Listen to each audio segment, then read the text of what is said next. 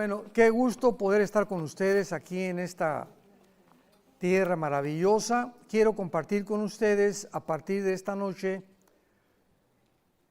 titulo esta conferencia La milagrosa existencia de Israel.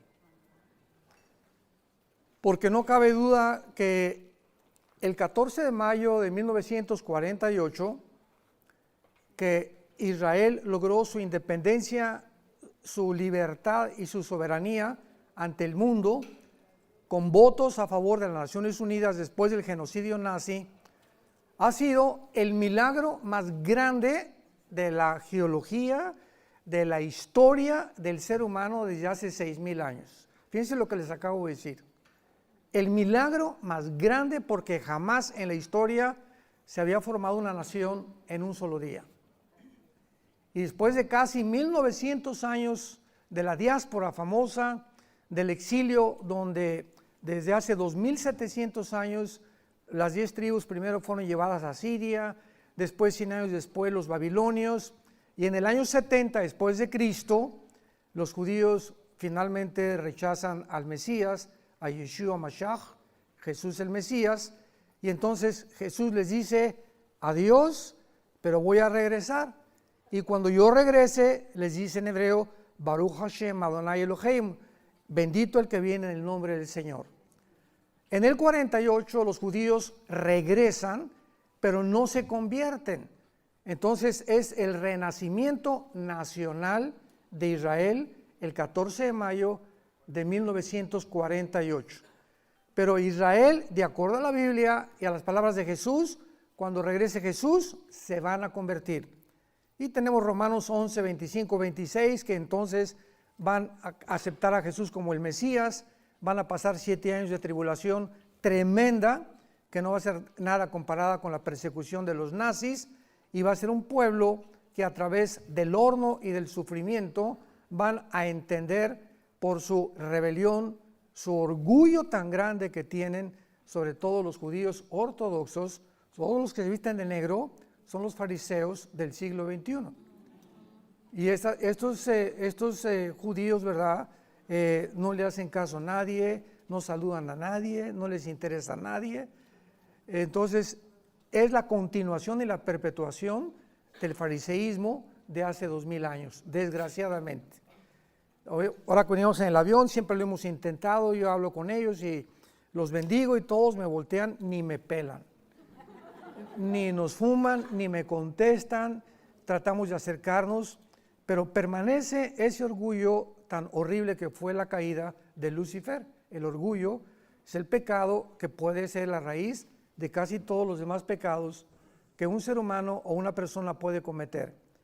Lo contrario y la antítesis es la humildad de Jesús, que viene Dios y se hinca a lavarnos los pies. Y abre sus manos en una cruz para decirnos, los amo. Y ejemplo nos ha dejado para que sigamos sus pisadas. Entonces, el regreso de Israel en el 48 marca la cuenta regresiva de las profecías de los últimos tiempos. El momento que Israel rechaza al Mesías, Dios forma una entidad completamente diferente que se llama la iglesia. Entonces la iglesia no son los monumentos ni las construcciones, la iglesia somos ahorita nosotros en este lugar. Donde 2 o 3 se junten en el nombre de Jesús, ahí está la iglesia. Porque la palabra iglesia se compone de un prefijo griego ekklesios, que significa llamados fuera. Entonces, ¿quiénes somos los cristianos? Somos personas que Dios nos ha tomado del mundo, nos ha sacado espiritualmente para que lo conozcamos. Esta es la vida eterna, Juan 17:3.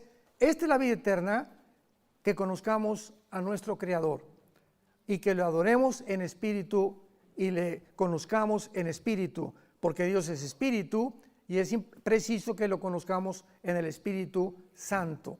Así que la iglesia no es la construcción y tampoco el cristianismo. Lo venía platicando con nuestro guía, que es un guía maravilloso, Isaac lo conocen, es el jefe de todos los guías. Necesitan los guías tener una cátedra, tienen que ser catedráticos en historia y en arqueología. Aquí en Israel no cualquiera es un guía, son personas preparadísimas en cuanto a la historia y la arqueología. Pero desde luego, ¿verdad?, que cuando ya entramos a la teología, pues ya es otro asunto. Pero una de las cosas que yo le compartía y me canso de compartir con la gente es que el cristianismo, desgraciadamente, como lo vamos a ver en estos estudios, por la ignorancia de este maravilloso libro que es la Biblia, no conocen que el cristianismo no es una religión. Pero el mundo, politólogos, filósofos, teólogos católicos, políticos, periodistas, han puesto el cristianismo con el budismo, con el zoroastrismo, con el islam, y es otra más de las religiones. Y eso fue, antes de que yo fuera cristiano, yo quería ser cura. A los 13 años entré al seminario salesiano en Acapulco, Guerrero, y después de estudiar, mi hermano y yo, colegio de lasallistas, somos lasallistas, primera, secundaria y preparatoria, pues me convencieron, ¿verdad? Y tenía yo mucha inclinación por Dios.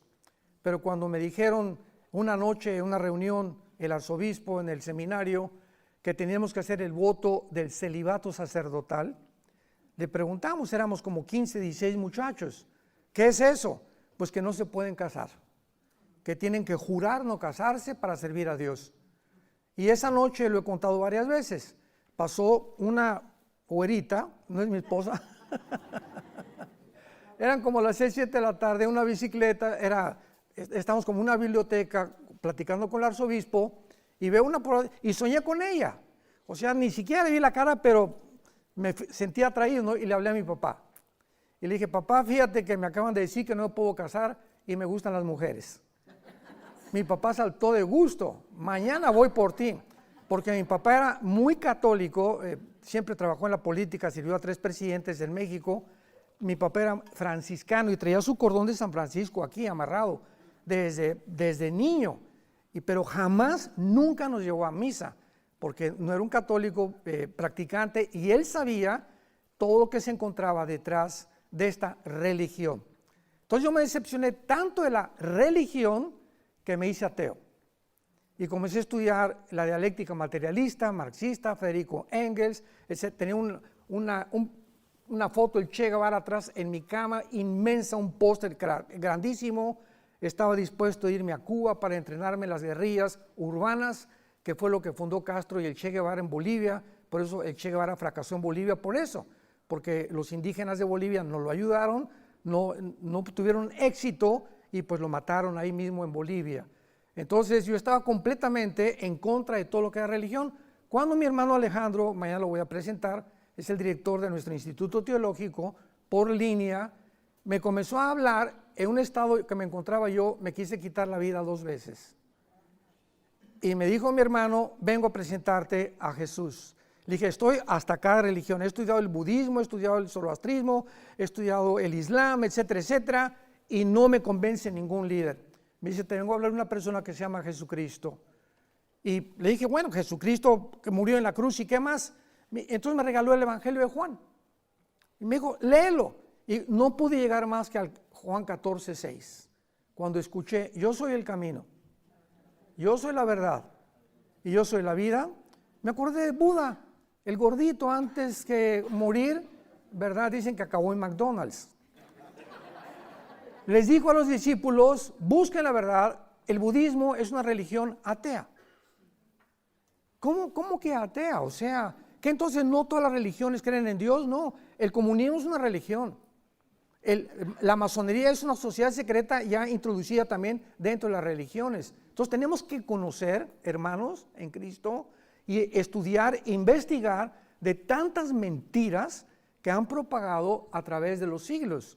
Y tenemos que descubrir cuál es la realidad y la encontramos únicamente en las Sagradas Escrituras. Pues ya mi hermano me dijo, continuó testificándome.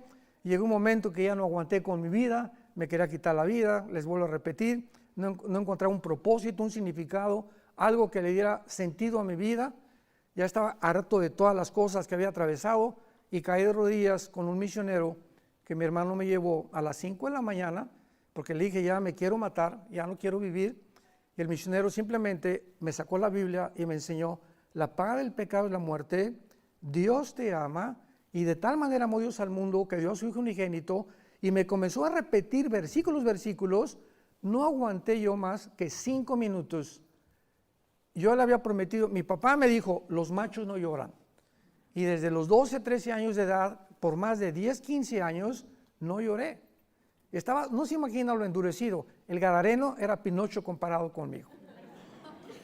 De lo enchamucado que me encontraba en mi condición, que el diablo me quería destruir. Y cuando encontré a Jesucristo, caí de rodillas y comencé a llorar y a llorar y a llorar, que nunca lo había hecho desde que era niño. Pero no se imaginan, fueron casi 40 minutos, era como una cebolla que se le quitaban así las capas, y sentía yo que me quitaban, y me despejaba, una limpieza que comencé a experimentar, y desde ese momento, cuando conocí a Jesús, yo supe que había llegado al final de mi búsqueda. Porque si no es Jesús, le hago una pregunta a cualquier teólogo, a cualquier científico, a cualquier persona preparada, si no es Jesús, ¿quién es? ¿Quién es, decimos en México, tu gallito Giro? Muéstrame al escritor que tú tengas, al religioso que tú tengas, al que tú me quieras mencionar, y de todos los libros que se consideran sagrados, los Vedas de los persas, el Tripitaka de Buda, el Corán del Islam, vamos a compararlo con la Biblia. No hay nada que se pueda comparar con la Biblia, y no hay nadie que se atreva, y estoy dando conferencias ante ateos, que me digan que se pueda comparar con la vida de Jesucristo. Una vez mi esposa y yo fuimos invitados a Ecuador, a Quito, por la Asociación de Psicólogos de Quito, para que yo les predicara a los psicólogos la contradicción tan grande que existe entre Sigmund Freud y la Biblia. Y ellos no podían creer, ¿verdad? No podían comparar a Sigmund Freud con Jesucristo. Y cuando les dijimos que Jesucristo venía realmente, no a cambiar la mente, que fue la equivocación de Freud, venía a cambiar algo más profundo que nadie revela más que la Biblia. Somos espíritu. Y el ser humano ignora esto, pero hay una condición y un elemento inherente del ser humano que es el espíritu. Y mientras el espíritu no renazca, tú permaneces muerto en tus pecados. Y crees que el problema está en la mente, en la psique. Por eso el 99% de los hospitales psiquiátricos, ¿cómo tratan a los pacientes? Con ecuaniles, con Valium, con Prozac, con puros tranquilizantes. Porque un hombre es incapaz de cambiar a un neurasténico, a un psicópata, a un sociópata, a una persona paranoica, porque más que con tranquilizantes nerviosos, porque el problema es más profundo, es espiritual. Y solo la sangre de Cristo es el antídoto para el problema del ser humano. Tenemos que entender, veamos en Isaías capítulo 44, unos principios importantísimos, porque esto es vital. ¿Por qué Israel? ¿Por qué la nación que Dios escoge? ¿Por qué los judíos? ¿Por qué no México? ¿Por qué no Guatemala? ¿Por qué no Italia? ¿Por qué no Francia? Etcétera, etcétera. Bueno, pues si hubiera sido Inglaterra, hubieran dicho los franceses, ¿y por qué no franceses? Y si hubiera sido México, ¿y por qué no los salvadoreños? La cosa es la siguiente, vamos a comenzar desde la A. Si Dios existe, Él cuando creó al ser humano, nos creó a su imagen y semejanza. Y hace más de un siglo, un hombre llamado Carlos Darwin postuló una teoría llamada la evolución, que somos amibas. Es lo que el Foro Económico Mundial, les decía hace unos momentos, predica. Klaus Schwab, que es el director del Foro Económico Mundial, véanlo en Google, tiene un consejero que se llama Noah Harari, que dice que él es Cristo, que dice que no existe más que la evolución, somos amibas, y si somos realmente el resultado de una amiba, vamos a mejorar la evolución, porque estamos con la tecnología y la genética para mejorar nuestra condición. Vamos a usar el transhumanismo, la inteligencia artificial y la manipulación genética para crear una raza superior. Esto es lo que están enseñando ellos. Y Noah Harari es judío, así como George Soros es judío y está en contra de Israel. Así que no todo el que se dice judío realmente entiende la historia.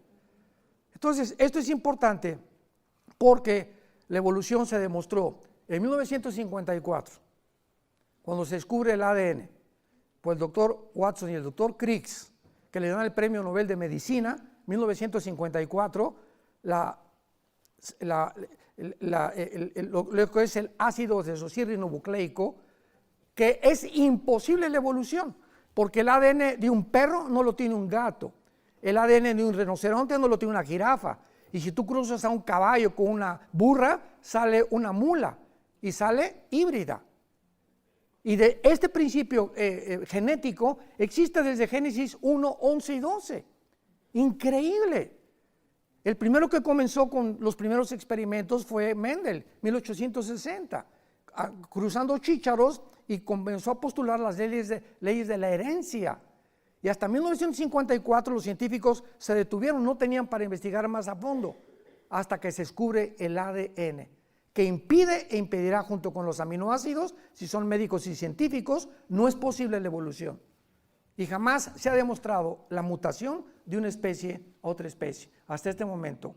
El famoso eslabón perdido, nunca lo van a encontrar, porque está perdido. Estamos llenos de mentiras, pero nunca ha habido tantas mentiras como en los últimos 3 años cuando se inició la pandemia.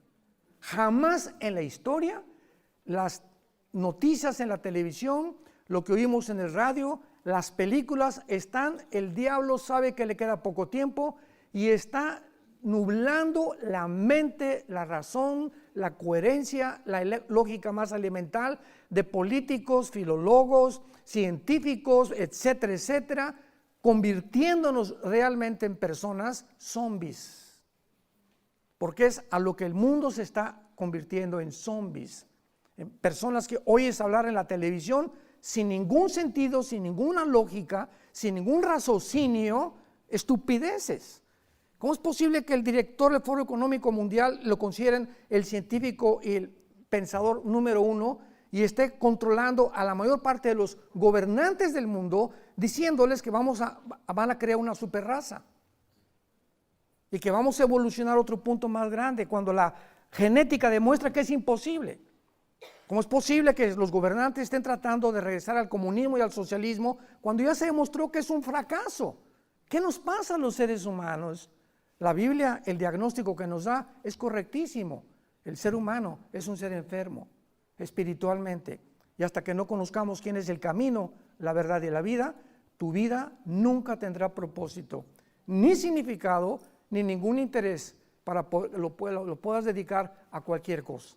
Puedes llegar a presidente de la República, ser gobernador, tener una fábrica de diamantes, ya tienes la empresa, y cuando llegues a los 50, 60, 70 años de edad, vas a descubrir que la vaciedad que tienes dentro de tu vida es más grande. ¿Por qué se mata Elvis Presley? ¿Por qué se mata Michael Jackson? ¿Por qué los grandes políticos, Alejandro el Magno, por qué a los 33 años ya no quiere vivir? Porque no tenía cosas que conquistar, porque fuimos creados para conocer y encontrar a Dios. Israel en Isaías 44 nos muestra a Dios y nos comienza desde la A, como les dije, hasta la Z, que vamos a terminar, dándonos estas palabras. Así dice Jehová, Rey de Israel. Isaías 44, versículo 6. Y su Redentor, con mucho cuidado, abran sus oídos. Yo soy el primero y yo soy el postrero. Yo soy el Aleph y yo soy el Taf. Es la primera y la última letra del alfabeto hebreo. El alfa y el omega es la primera letra y la última del alfabeto griego. Entonces, cuando Dios dice, yo soy el primero, ¿qué nos está diciendo Dios? Que es imposible científicamente o mediante la investigación intelectual o estudio del ser humano, es imposible que nosotros descubramos cómo se originó el universo. Porque para que sea científico tiene que ser repetitivo, señores científicos que nos acompañan. Es imposible que el ser humano descubra a través de la investigación humana quiénes somos. De ahí que haya remedios psicológicos o psiquiátricos o manejos con pastillas tranquilizantes. No sabemos cómo curarnos. Imposible porque no nos creamos a nosotros mismos. Yo soy el primero, dice Dios. ¿Quieres saber cómo comenzó el universo? No sabemos. Vamos a inventar el Big Bang. Es la respuesta. ¿Así? ¿Y quién produjo la chispa? Cabeza de melón. ¿Qué se encontraba? Porque científicamente todo efecto tiene una causa. Entonces tiene que haber una causa detrás de la explosión. ¿Y esta causa qué es? La nada no produce nada. Y si seguimos con esa lógica, muy bien, una explosión, ¿quién produjo la conciencia y el pensamiento? La materia no produce nada, la nada no produce nada. ¿De dónde salió la conciencia y el pensamiento entonces? O sea, si seguimos así, nos damos cuenta que llegamos a la locura, que es a lo que llegó Friedrich Nietzsche, el padre del ateísmo del siglo XX. Acabó en un psiquiátrico, se volvió homosexual y acabó loco, cuando dijo Dios no existe. Y fue el que inspiró a los nazis, a los comunistas, a los fascistas y a todas las personas del siglo XX, que fue el siglo donde más ateos el mundo ha producido, como Sam Harris y Jean-Paul Sartre, el padre del existencialismo en Francia. Leía sus libros, yo el Muro, La náusea, para mí eran libros que yo devoraba, buscando realmente a través del ateísmo una respuesta, y el ateísmo me llegó a tratar de que yo me quitara la vida, porque no encontré nada fuera de algo que me diera propósito en mi vida. Yo soy el primero, yo soy el último. Vean esto, si Dios dice yo soy el primero y yo soy el último, quiero decirles todo cómo comenzó, y se los voy a poner en un libro que se llama la Biblia. Les voy a decir cómo comenzó el mundo, les voy a decir cómo lo hice, les voy a dar pruebas científicas. Hay más pruebas científicas de la creación de una pareja que de que venimos del chango, por el amor de Dios. Porque no hay ninguna prueba científica para la evolución, repito, es una teoría y se sigue manejando y manipulando como una teoría, cuando la física, la bioquímica y la primera y la segunda ley de la termodinámica niegan completamente la teoría de la evolución. ¿Pero por qué se sigue insistiendo? Porque no sabemos de dónde venimos. Y los científicos también tienen teorías locas, que son teorías, y que lo repiten tantas veces que el que repite la mentira se acaba aceptando como una verdad después de 100 años. Y se sigue enseñando en muchas universidades que venimos de los animales. Qué estupidez tan grande. Es la irracionalidad más grande a la que el ser humano ha llegado. Yo soy el primero, yo soy el final. Les voy a decir cómo acabar el mundo. Les voy a decir cómo va, porque hace 2000 años el apóstol Juan escribe que el mundo termina controlado económicamente con una marca, el 666. La Biblia nos describe hace 2000 años que el mundo terminará en el globalismo con un hombre que va a dominar actualmente, que ya la tecnología, es posible que un hombre gobierne el mundo con la tecnología con la que llegamos, con el 666. ¿Qué hubiera pasado si no hubieran inventado el chip y las computadoras? No se hubiera cumplido esta profecía.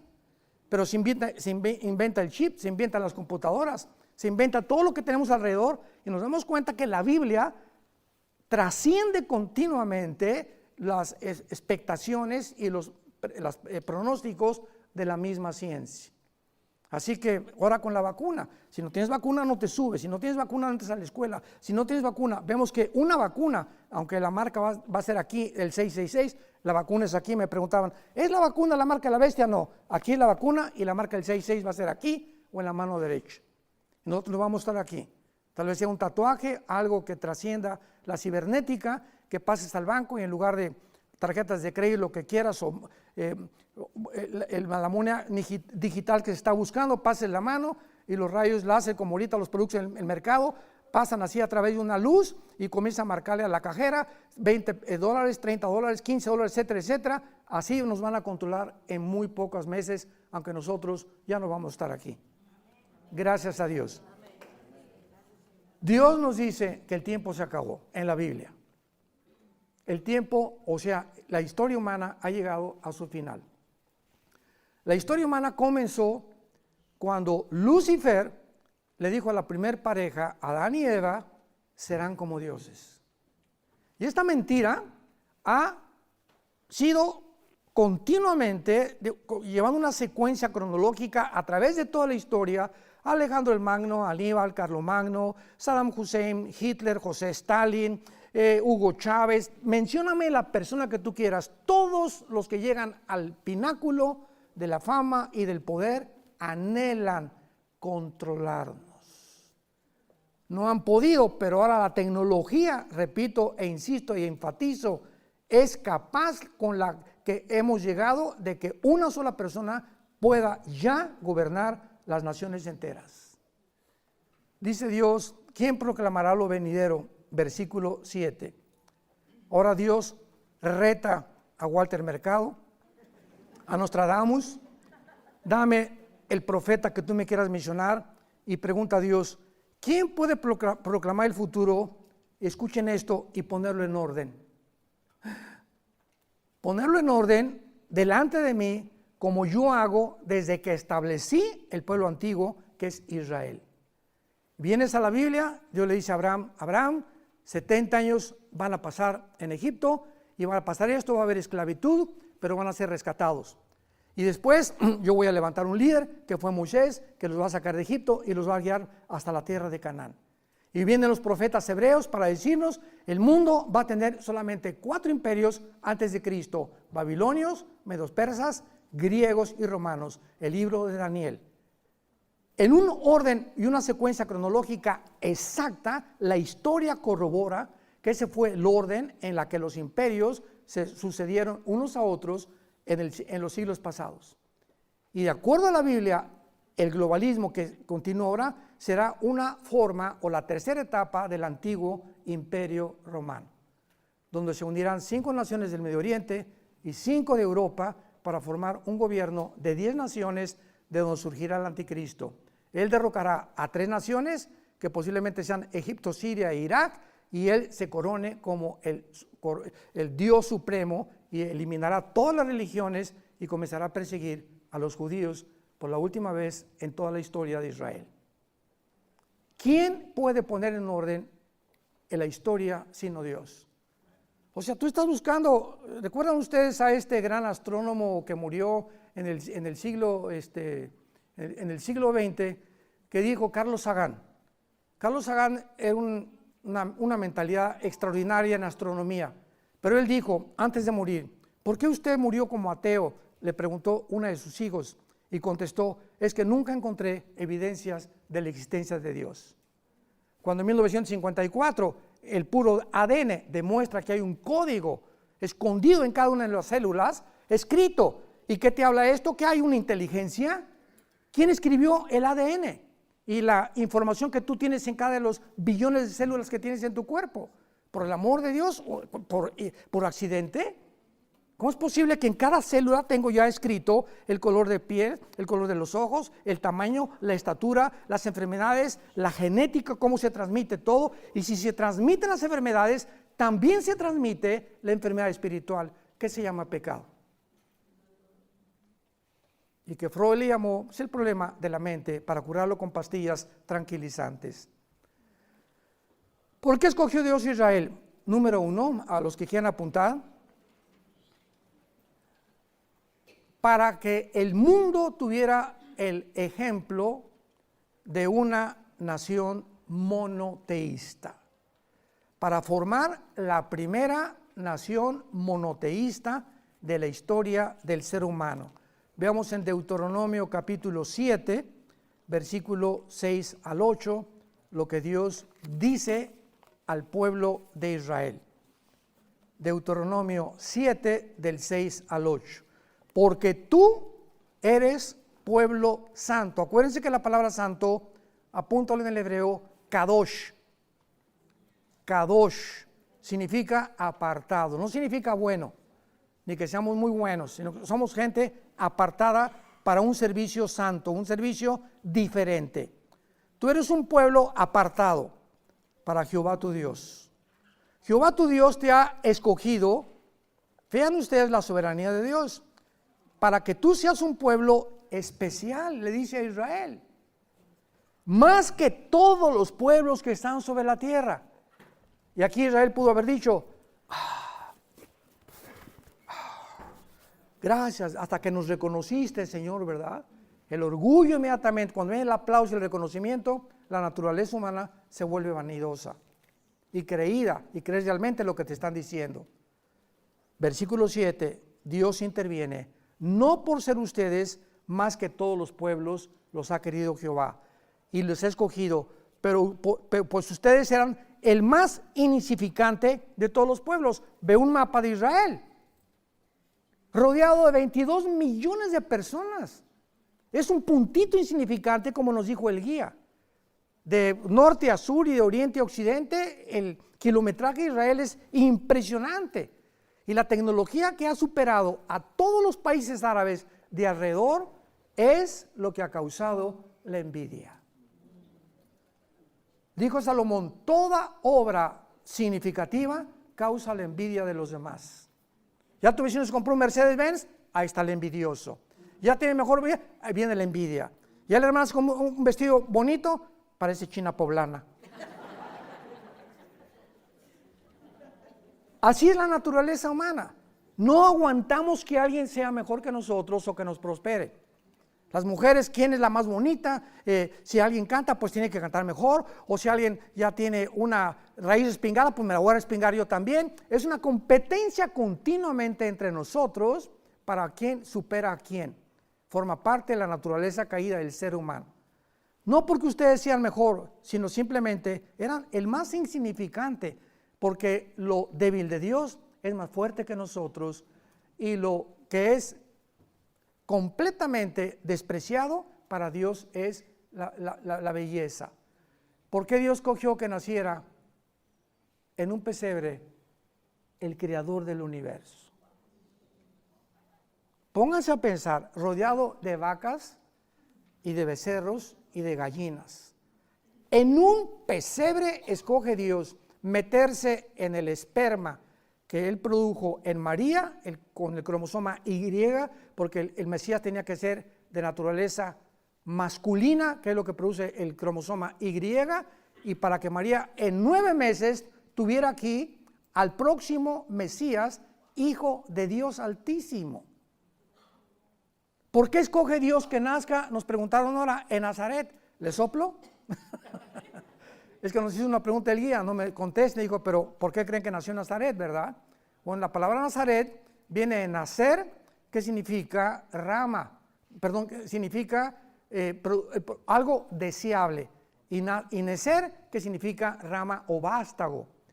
Y en Isaías 11:1 dice, nacerá un vástago, una rama de Jesse, el papá de David.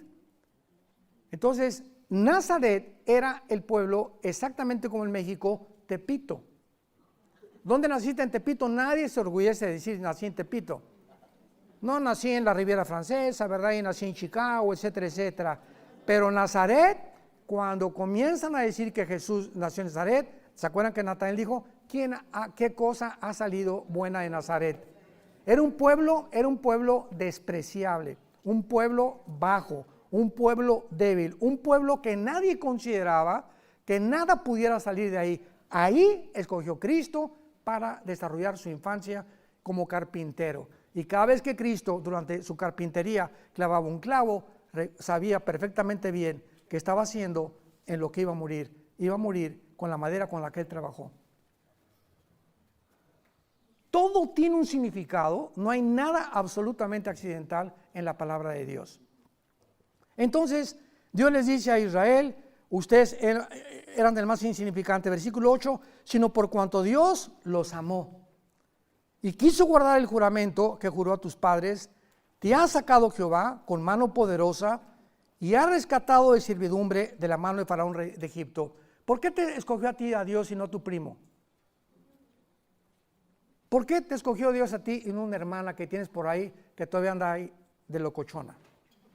O un hermano que todavía anda ahí de locochón y tú estás comenzando a conocer a Dios. ¿Por qué ellos y por qué a nosotros sí? ¿Nunca te has preguntado eso? Yo me pregunto, todos mis ex amigos que yo tuve están muertos. Y así yo hubiera acabado también. En accidentes, en drogas, en alcohol, alcoholismo, etcétera, etcétera. Perdidos, otros en el manicomio, en hospitales psiquiátricos. porque toda esa época de los 70s, de los 80s, ¿verdad? Fue la época más peligrosa. Elvis Presley, los grupos de heavy metal, vinieron todos los rock and rolleros, vino la marihuana, los Beatles diciendo el que fuma marihuana te transporta. John Lennon compuso la canción Lucy in the Sky and the Diamonds, que es LSD, dietilamida de ácido lisérgico. Fue una época, la cocaína comenzó en los 80s, 90s, pero todo el siglo XX, el final del siglo XX, el diablo lo preparó para que entráramos al siglo XXI a la tecnología y nos ensoberbeciera la ontología, haciéndonos creer la mentira del diablo, que vamos a ser dioses. Todo tiene un sentido. ¿Por qué eres tú y por qué no tu hermano? ¿Por qué no es tu papá? ¿Por qué tu papá y no tu mamá? Porque Dios te ama. Pregunta, ¿qué no ama también a mi papá y no ama a mis hermanos? Así es. Sin embargo, el plan de Dios es soberano. Y tú tienes a los que amas porque tú y tu casa serán salvos. Si oramos y les damos testimonio. Tú no puedes con tu vida que tú llevas, que tu prima o tu hermano o en tu casa digan, ay, si dicen que Canchita es cristiana, y ya la vi, antier se emborrachó, y se fue con otro, y se divorció, hizo y esto y el otro. Si tú rompes tu testimonio y tus convicciones bíblicas, no vas a alcanzar a nadie en la vida. Nos ha llamado Dios a ser santos en toda nuestra manera de vivir. Y ese poder solamente lo da el Espíritu de Dios. En segundo lugar, ¿por qué es que Dios es Israel? Para entregar, vean ustedes, para entregarnos sus leyes morales, ceremoniales y civiles, porque solo Dios puede legislar la moral. ¿En qué mundo vivimos ahorita? En el que ya hemos llegado a la locura de que un hombre no es un hombre, una mujer no es una mujer. Y están adoctrinando a los niños, vistiéndolos a las niñas de príncipe y a las niñas, a las niñas de príncipe y a los niños de princesas. En las escuelas. ¿Cómo es posible que hemos llegado a este grado de locura ya? Donde la identidad del ser humano está siendo robada. Hay un poder, dice la Biblia, no tenemos lucha contra sangre y carne, Efesios 6:12. Hay un poder operando, una energía, el misterio de la iniquidad, segunda de Tesalonicenses 2, 4 y 5, que está operando en el mundo, en los seres humanos, para robarnos y convencernos que no somos lo que Dios nos creó. Escuchen esto, el 65% de las personas transgénero se suicidan. Chécalo. El 65% de los que han hecho una operación quirúrgica para supuestamente cambiarse de sexo, se suicidan. ¿Sabes por qué? Porque no puedes cambiar tu genética ni tu biología. Tú eres lo que el cromosoma Y, eres hombre, 2X, eres mujer. Pero tu mente se descompuso, se aflojaron los tornillos y dices, niego mi genética y niego mi biología y no soy esto. Quiero ser lo otro. Ok, lo eres y te operan y viene una lucha entre la mente y tu cuerpo. El cuerpo se revela y te lleva a quitarte la vida. ¿De qué habla esto? ¿Por qué no están convencidos por qué continúan permitiendo las operaciones quirúrgicas para cambiarse el sexo? ¿Por qué? ¿Por qué esta locura? Médicos que saben que es una locura, que jamás va a resultar. ¿Por qué lo siguen permitiendo? Por el amor de Dios. Por la manipulación de la agenda global, que es una élite que está tratando de descomponer a las naciones. Veamos nosotros que Dios le dice a Moisés en el libro del Éxodo, ahí entrega los 10 mandamientos. El fundador de la cadena de televisión CNN, Ed Turner se llama. Tuvo como 4 esposas, la última fue Jane Fonda, una artista de cine que también tenía un gimnasio, ¿verdad?, para The Fit. Y Ted Turner, cuando tenía 15 años, supuestamente iba a una iglesia bautista con su hermana que quería mucho. Se muere la hermana de cáncer de Ted Turner, el dueño de CNN, bueno, ahorita ya es como tiene el 30 o 40% de las acciones, y le pide a Dios que sane a su hermana y la hermana se muere. Y por haberse muerto su hermana, él se vuelve ateo. ¿Y saben lo que hizo? escribió los 10 mandamientos de Ted Turner. Ahora, ¿podemos llegar nosotros a un grado de decir qué es bueno y qué es malo? Le preguntan a la secretaria de Salud de Estados Unidos, ¿qué es una mujer? No supo qué contestar. Hemos llegado, el día que lleguemos, que tú no eres lo que eres y no eres una mujer, ni eres un hombre, y es una locura, esto es un manicomio. Aceptado por gobiernos, aceptado por los pseudocientíficos. ¿Cómo es posible que hayamos llegado a ese punto? Es una locura el mundo. Hay de los que dicen bueno es malo y lo que es malo es bueno. Isaías 5:25. Dios es el legislador de la ley y Él es el que dicta las leyes morales y el único código de conducta y moral que podamos aceptar está en la Biblia. Yo le dije ayer a una persona que es judía y que habla muy bien español, me dijo que era ateo, tuve una conversación con él y le dije, si tú eres ateo, dime cuáles son tus 10 mandamientos. ¿Me puedes escribir cuál es tu código de conducta y moral que les vas a enseñar a tus hijos? ¿Tú vas a inventar lo que es bueno y lo que es malo? Al decirme no hay Dios y rechazo a Dios, te haces Dios. El ateísmo ahora es insostenible filosóficamente. Porque cuando una persona no tengo a Dios, en ese momento no tengo ninguna fuerza externa, otra que trascienda, que me diga quién soy, ni tampoco lo que tengo que obedecer. Yo voy a dictar quién soy. Yo voy a decidir qué es bueno y qué es malo. Eres un Dios. Te has endiosado. Entonces no eres ateo, porque tú eres Dios. ¿Se dan cuenta la contradicción filosófica? Es una locura, o sea, no tiene raciocinio, no tiene lógica, la más elemental. Hemos violado todas las leyes del pensamiento humano. Los mismos filósofos griegos, Sócrates, Demóstenes, Platón, decían pienso, luego vivo, tiene que haber una causa, esta causa no está en mí, esta causa tiene que estar lejos de mí. Los filósofos griegos llegaron a la conclusión de que tiene que haber un ser superior, no le llamaron, pero alguien tiene que existir que nos dio la vida. Yo cuando prediqué en la Facultad de Filosofía de la UNAM en 1995-96, reté a todos los filósofos, los maestros de la UNAM, en la Facultad de Filosofía, y les dije a los estudiantes, antes de comenzar, porque comenzaron a burlarse de mí y a chiflarme porque llevaba la Biblia, no, es un padrecito, me acuerdo todo lo que me dijeron.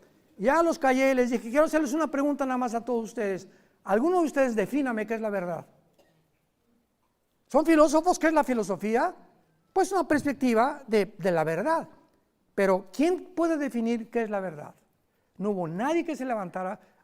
¿Saben lo que me contestaron? Bueno, lo que es verdad para usted no es para mí. Digo, se llama relativismo. Y si llegamos a ese punto, no hay una verdad absoluta. Y si negamos que hay absolutos, pues claro que no existe Dios tampoco. Y si no existe Dios, todo está permitido. Tan sencillo como es, como dijo Dostoyevsky, el filósofo que estuvo en Siberia exiliado ruso. Si no existe Dios, todo está permitido. Entonces Dios le dice a Moisés, estos son los 10 mandamientos. Adorarás a Dios, no jurarás el nombre de Dios en vano, no matarás, no robarás, no te meterás con la mujer de tu prójimo, etcétera, etcétera. Son las leyes morales que Dios nos deja en el libro del Éxodo. En segundo lugar, las leyes ceremoniales. Ustedes no van a buscar cómo adorarme. Yo les voy a enseñar cómo se pueden acercar a mí. Como el ser humano ignora este libro, entonces el ser humano, por traer la eternidad desde la creación, inventamos las religiones. ¿Qué son las religiones? La palabra, el prefijo ligos, regresar o volver. Ligos, ligar. Una persona religiosa es una persona que está tratando de religarse o volver a unirse con Dios a través de no comer carne con la cuaresma, de que lo bauticen, de ir a misa el domingo, cumplir una religión, aunque por dentro sea un anticristo. Entonces, las personas religiosas son las personas que están buscando de alguna manera, ¿qué cosa? Que Dios las acepte a la forma que ellos creen que los va a aceptar. Al Capone, el rey de la mafia y de los cárteles de Chicago, 1920, se disfrazaba de Santa Claus y regalaba dulces a los niños. la conciencia lo atormentaba. Yo quiero ser bueno. Y a los 3 días agarró la ametralladora y mató a 500 personas. Todos los grandes de la mafia y del padrino italianos, nosotros descendemos de Palermo, ¿verdad? Mis antepasados yo creo que fueron mafiosos también, y de ahí los chamucos que yo traía. Pero todos, ¿verdad? Piensan eso, que son la familia, ahora sí la respetamos dentro de la mafia, pero matamos y robamos, pero nosotros hacemos las leyes. Te vas a casar con una persona y la respetas, porque nos conviene a la familia del capo o del capo mafioso permanecer así para poder no desbaratar nuestra familia, porque la familia es sagrada ante el Vaticano, con permiso de matar, de prostituirse y de vender drogas. Qué contradicción, ¿verdad? Pero ese es el ser humano. Y en tercer lugar, Dios forma a Israel para darle las leyes civiles. Si hay abogados aquí, el derecho romano no viene de Roma ni de Grecia, viene de la Biblia. Dios establece cómo deben los gobernantes gobernar. Y exactamente el patrón de cómo está en la Biblia lo tiene Estados Unidos de Norteamérica. En Estados Unidos de Norteamérica hay un juez, hay un jurado que lo escogen y hay los abogados y se presenta un público para públicamente examinar las evidencias que son consideradas por el juez, el que dicta la sentencia final. Así es como está exactamente en la Biblia. Se parece a México, ¿verdad? Súbase y después alegamos. Como decía Pancho Villa, mátenlo y después averiguan. Y prevalece la ley del terror. ¿Por qué? Porque no hay leyes, y las leyes civiles las estableció Dios de cómo gobernarse. Esto es maravilloso porque nos habla claramente de por qué Dios escogió a Israel, para que sea a través de esta nación la que pueda presentar, demostrar al mundo las leyes de Dios, las leyes civiles, las leyes morales, las leyes de cómo debemos adorar a Dios. Fue lo que quiero terminar con esto. Capítulo 4, mañana continuamos, la mujer samaritana. ¿Se acuerdan de la mujer samaritana? Llega Jesús y tenía así en su calendario, tenía la cita a las 12 del día. El Padre le hizo el calendario a Jesús, tienes una cita con una mujer. Y dice en Juan capítulo 4, le era necesario ir a Samaria.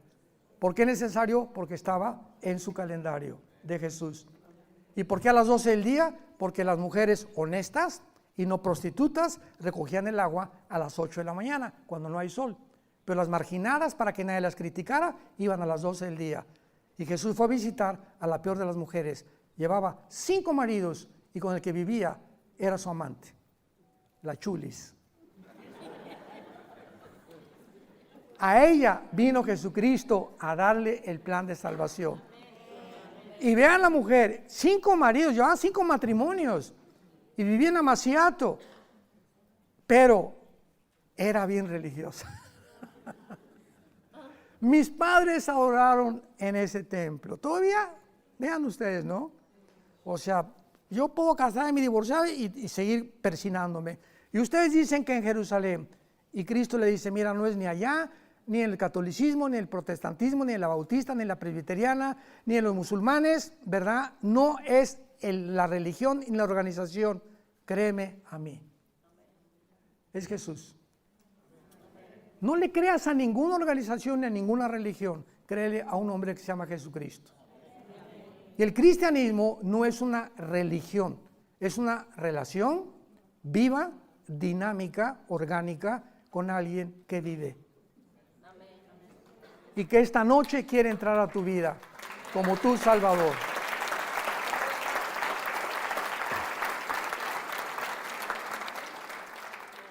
Se acabó. Mujer, no es ni aquí ni acá, no busques edificios, no busques títulos en las botellas. Vengo a buscar lo que está dentro de la botella.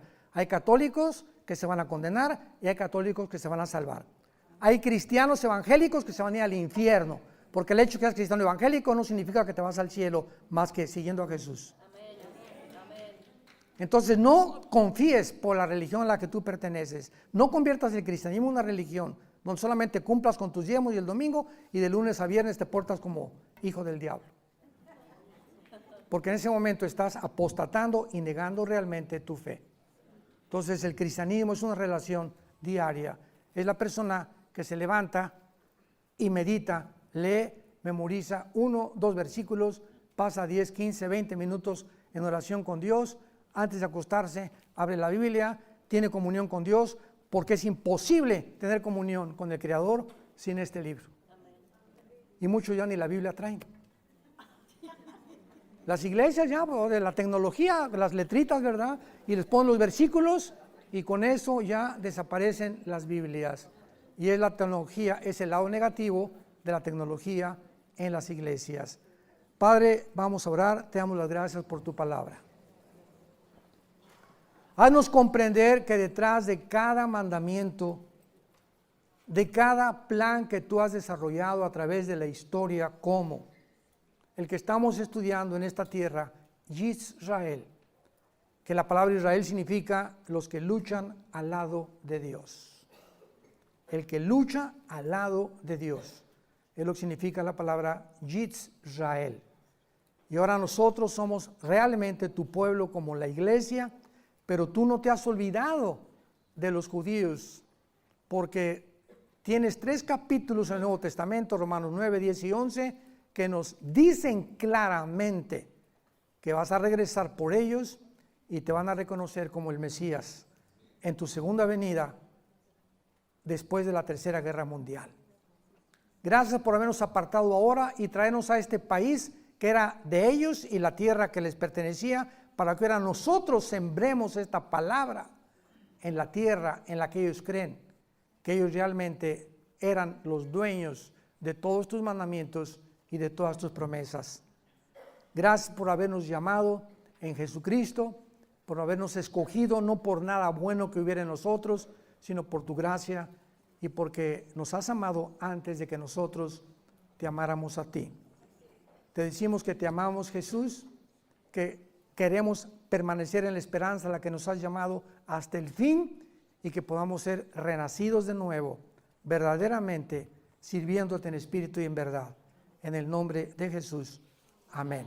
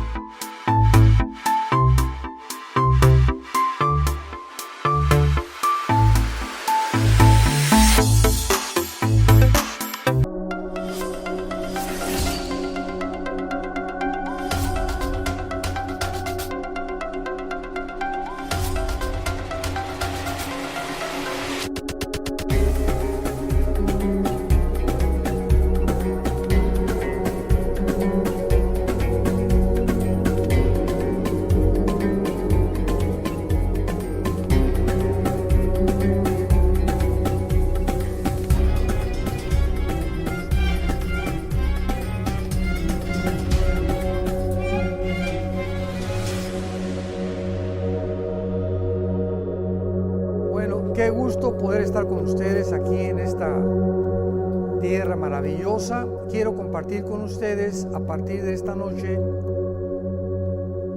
Titulo esta conferencia La milagrosa existencia de Israel. Porque no cabe duda que el 14 de mayo de 1948, que Israel logró su independencia, su libertad y su soberanía ante el mundo, con votos a favor de las Naciones Unidas después del genocidio nazi, ha sido el milagro más grande de la geología, de la historia del ser humano desde hace 6,000 años. Fíjense lo que les acabo de decir.